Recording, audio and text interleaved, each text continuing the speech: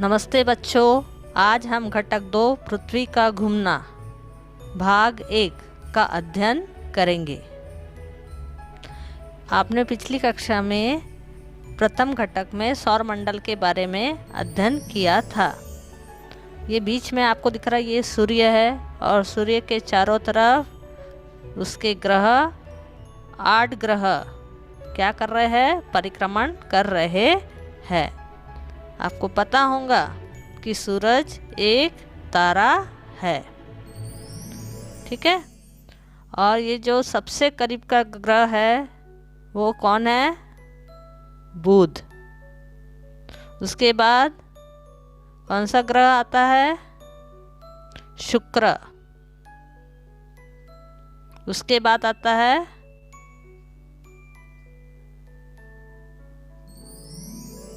पृथ्वी। आप पृथ्वी के साथ आप देखेंगे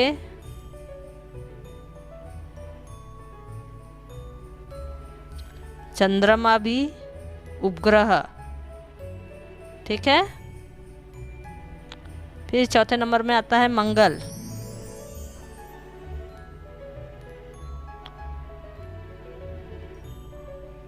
और फिर लघु ग्रह का एक पट्टा दिखाई दे रहा है आपको, ठीक है।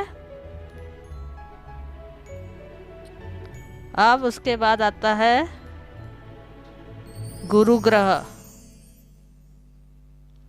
ये जो गुरु ग्रह है ये 8 ग्रहों में सबसे बड़ा ग्रह है। उसके बाद आता है शनि ग्रह। उसके बाद यूरेनस, नेपच्यून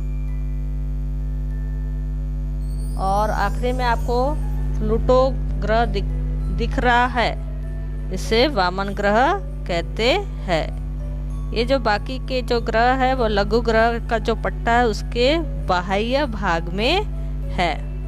इस प्रकार ये सभी ग्रह अपने चारों ओर और साथ ही साथ सूर्य की भी परिक्रमा कर रहे हैं। ये जो परिक्रमा करते हैं ये अपने सभी ग्रह अपने अक्ष में क्या करते हैं? परिक्रमा करते हैं। ये जो आपको रिंग के समान ऐसी गोल गोल जो रेखा दिख रही है ये काल्पनिक रेखाएं हैं, लेकिन ये ग्रह इन्हीं अक्ष पर क्या कर रहे हैं? परिक्रमण कर रहे हैं। सभी ग्रह अपने चारों ओर परिभ्रमण करते हैं और साथ ही साथ सूरज के चारों ओर भी क्या करते हैं? परिक्रमण करते हैं।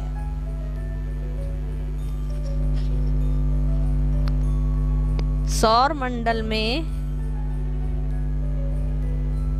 एक तारा और 8 ग्रह, लघु ग्रह, वामन ग्रह, उपग्रह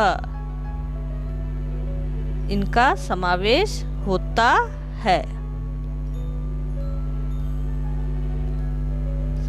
सूरज एक तारा है और उसका जो प्रकाश है वह स्वयं का प्रकाश है। बाकी जितने भी ग्रह हैं उन्हें स्वयं का प्रकाश नहीं है।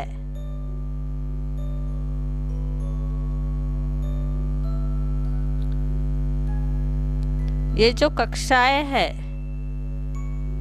सभी ग्रहों की जो कक्षाएं है वह अलग अलग है, इसलिए परिक्रमण करते समय ये ग्रह आपस में टकराते नहीं हैं। अगर ये आकाश में परिक्रमण करते, अगर इनकी कक्षाएं नहीं होती तो ये ग्रह आपस में टकरा जाते और विनाश हो जाता, किंतु ऐसा नहीं होता है। सभी ग्रहों की अपनी अलग अलग कक्षाएं होती है। इन जितने भी ग्रह है इसमें केवल पृथ्वी पर ही सजीव सृष्टि पाई है। पृथ्वी को केवल एक चंद्रमा होता है। प्लूटो दिख रहा है, प्लूटो को वामन ग्रह कहा गया है।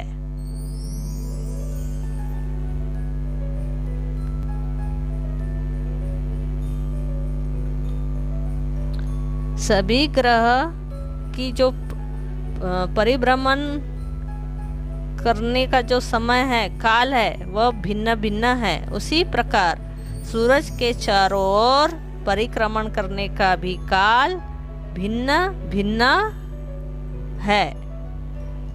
ये सब हमने प्रथम घटक में अध्ययन किया था।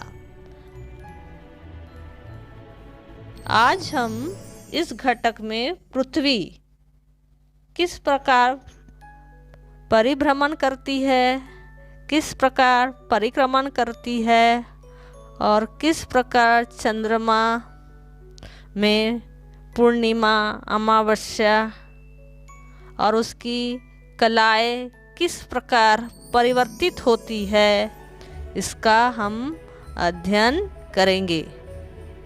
आपको पता है पृथ्वी में जो दिन रात होते हैं वह केवल सूर्य के कारण होता है। साथ ही पृथ्वी क्या करती है? परिभ्रमण करती है। परिभ्रमण यानी स्वयं के चारों ओर घूमती है। और चंद्रमा भी अपने चारों ओर घूमता है। साथ ही साथ पृथ्वी के चारों ओर भी क्या करता है? वो परिक्रमण करता है। अब हम सबसे पहले पृथ्वी के बारे में अध्ययन करेंगे कि किस प्रकार पृथ्वी जो है अपने चारों ओर परिभ्रमण करती है। पृथ्वी का आकार कैसा है? चंद्रमा किस प्रकार परिभ्रमण करता है और किस प्रकार पृथ्वी सूरज के चारों ओर परिक्रमण करती है। सबसे पहले आप सौरमंडल की आकृति अच्छे से देख लीजिए। सभी ग्रह किस प्रकार पोजीशन में परिक्रमण कर रहे हैं। और एक आपको बता दूं कि जितने भी ग्रह हैं उनको स्वयं का प्रकाश नहीं है। केवल सूर्य से ही उन्हें क्या मिलता है? प्रकाश मिलता है। बाकी अन्य ग्रहों या उपग्रहों का स्वयं का प्रकाश नहीं होता है।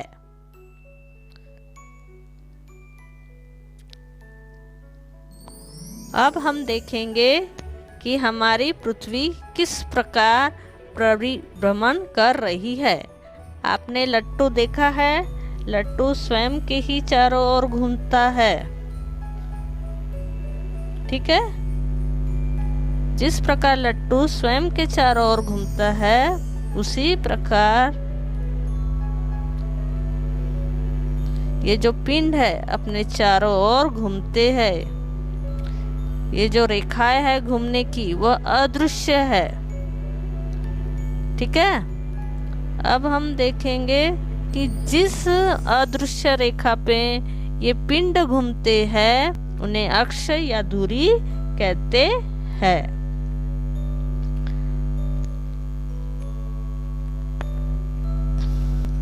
पृथ्वी का जो गोलक होता है यानी ग्लोब, उसको भी हम इसी प्रकार लट्टू के समान रखकर अगर गोल गोल घुमाएं तो वह भी एक जगह पर स्थिर होकर लट्टू के समान घूमती है।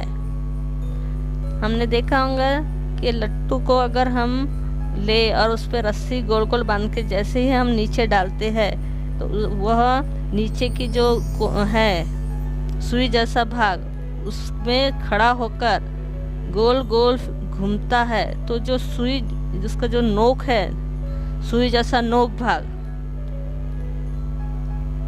ठीक है, सीधा जो नोक है वो अक्ष कहलाता है। अब हम देखेंगे गोलक। आपने देखा होगा यह जो पृथ्वी है, ये इसकी प्रतिकृति को हम ग्लोब कहते हैं। ठीक है? और उसको हम क्या करेंगे, उसके जो बीच में एक रेखा गई है उसको विषुवत रेखा कहते हैं। इस विषुवत रेखा के कारण इस ग्लोब के यानी पृथ्वी के दो भाग हुए हैं। ये जो विषुवत वृत्त है, क्योंकि विषुवत वृत्त क्यों बोला गया है, क्योंकि पृथ्वी गोल होती है और ये जो रेखा भी कैसी है, गोल है, इसलिए इसे विषुवत वृत्त कहते हैं। ये साहुल है, साहुल से हमने क्या किया है, उस पे लंब किया है, तो ये हो गई उसकी क्या हो गई है, वो धुरी हो गई, अक्ष हो गया, और इसी अक्ष पे वो स्थिर होकर क्या करती है, परिभ्रमण करती है। आपने देखा होगा ये जो साहुल है ये अक्ष का आपको क्या करा रहा है कि कहाँ पर होता है अक्ष, वह आपको बता रहा है।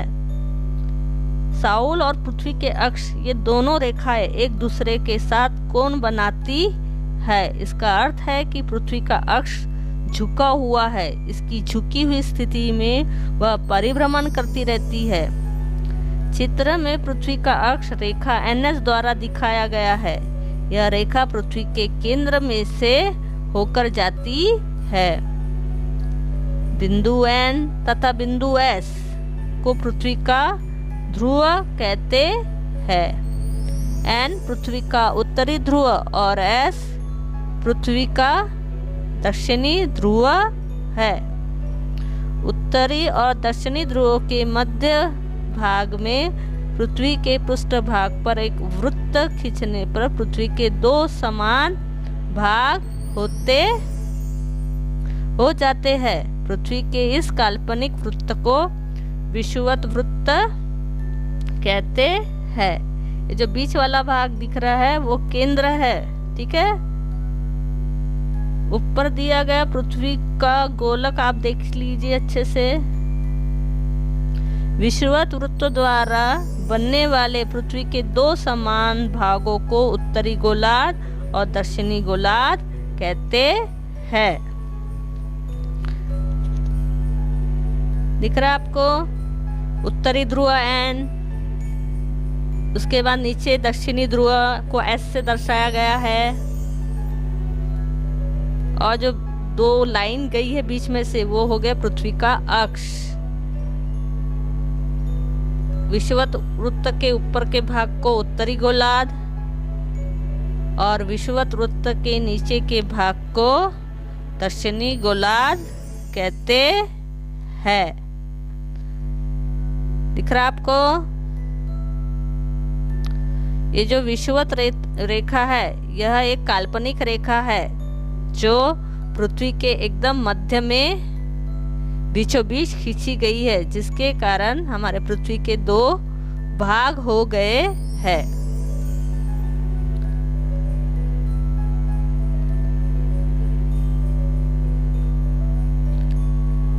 पृथ्वी के जो ग्लोब है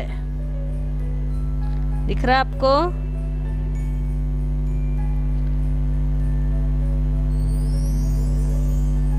जिस प्रकार ये थोड़ा सा आपको क्या दिख रहा है, झुका हुआ, उस और अपने अक्ष की ओर थोड़ी सी झुकी हुई दिख रही है। तो प्राकृतिक रूप से भी पृथ्वी हमारी अपने अक्ष की ओर थोड़ी झुकी हुई है।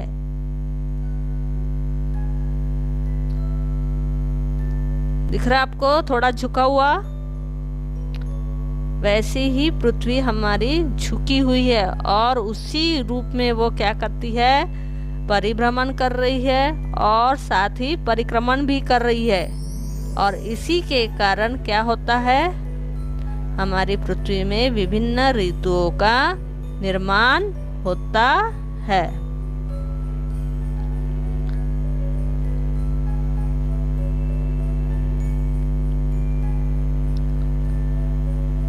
जो ध्रुवीय प्रदेश है दिख रहा है आपको, ये जो ध्रुवीय प्रदेश है ऊपर का है उत्तरी ध्रुव और नीचे का है दक्षिणी ध्रुव।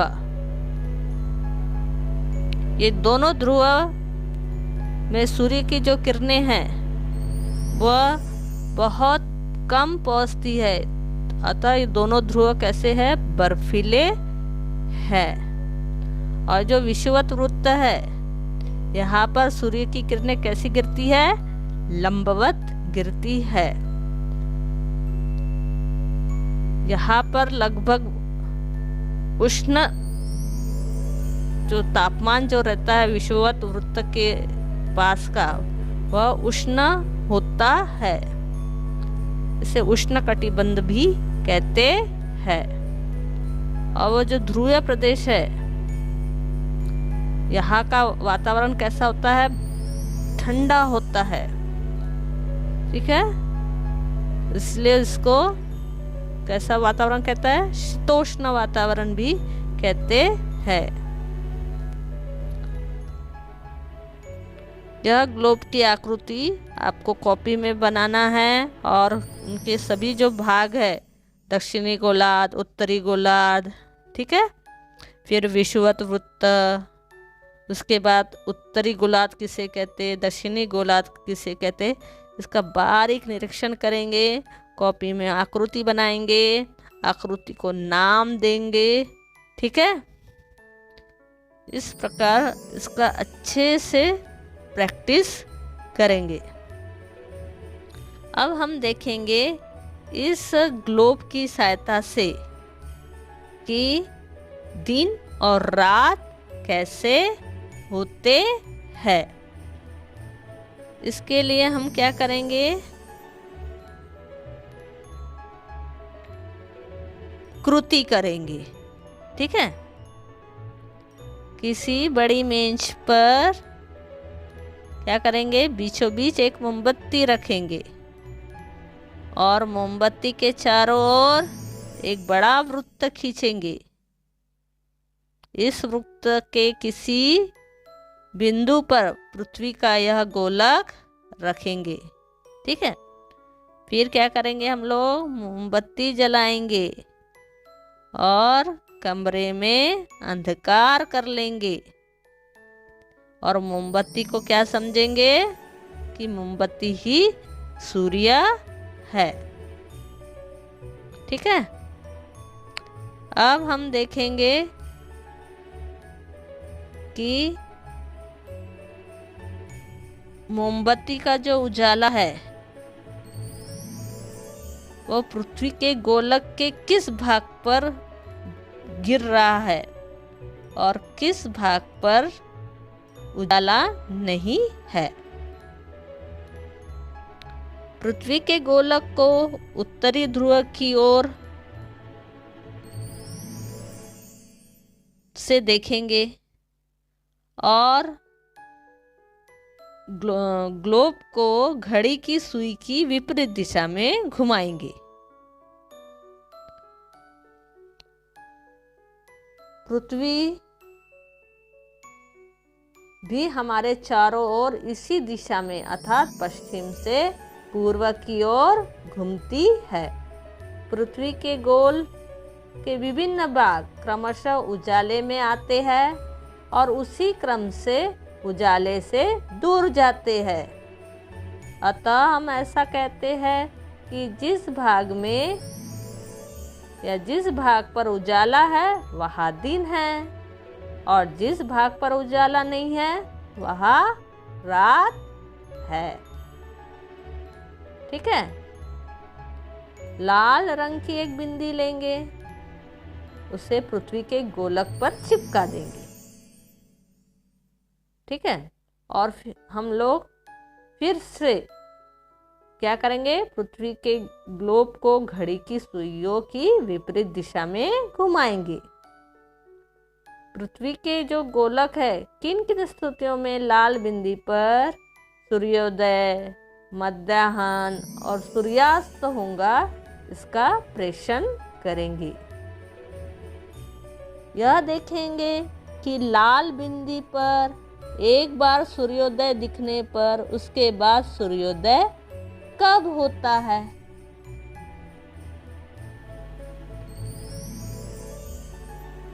तुम्हारे ध्यान में आएगा कि जब पृथ्वी का स्वयं के चारों ओर एक फेरा अर्थात एक परिभ्रमण पूर्ण हो जाता है तब लाल बिंदी को पुनः सूर्योदय दिखता है।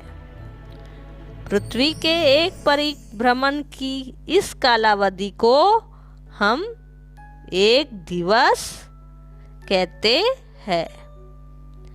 एक दिवस में एक दिन और एक रात जैसे 2 भाग होते हैं।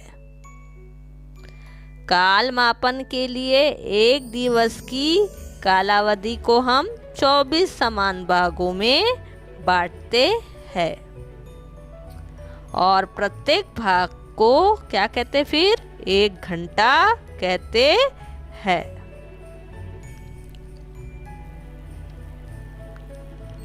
समझ में आया आपको? और एक दिन में एक दिन और एक रात होता है। तो उसी प्रकार जिस प्रकार मोमबत्ती के सामने हमारी पृथ्वी है, आसमान में सूर्य के सामने हमारी पृथ्वी है और जो भाग सूरज के सम्मुख रहता है वहाँ पर उजाला दिखाई देता है और उसके विपरीत का जो भाग रहता है वहाँ अंधेरा छाया रहता है। अब पृथ्वी के ग्लोब को मेज पर बने वृत्त के ऊपर ही आगे खिसकाओ।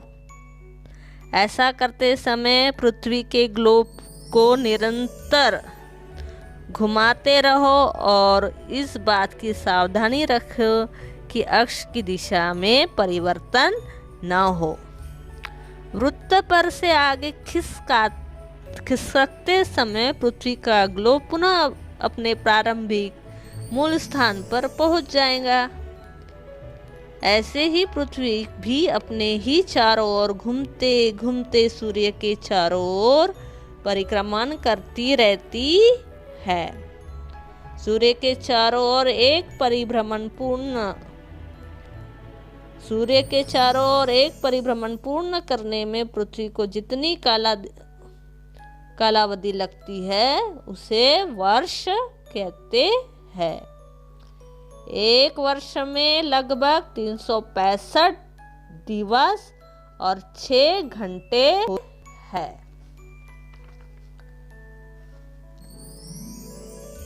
अधिवर्ष यानी लीप वर्ष, इसके आगे हम अध्ययन करेंगे।